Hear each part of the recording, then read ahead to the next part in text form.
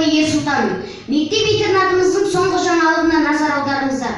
Қайырымдылық жасасаң, қайырымын өзің көресің деген екен дана халқымыз. Біздің мектеп-интернатымызда шын жүректен атты қайырымдылық жобасы өз жұмысын жасауда.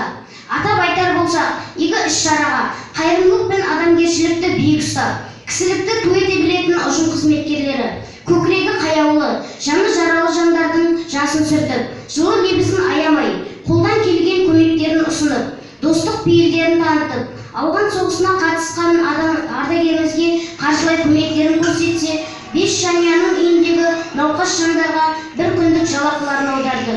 Сонымен қатар Тараз қалалық Нұр Отан партиясымен бірлесе отырып, жағдайы төмен бір отбасына 50 мың теңге қаржылай көмек берді. Жан жылуын аямайтын, мейірімді ұстаздарымызға мың алғыс. Көңілдеріңізді бұрып, Нұрғиса FM радиосын тыңдай жүріңіздер.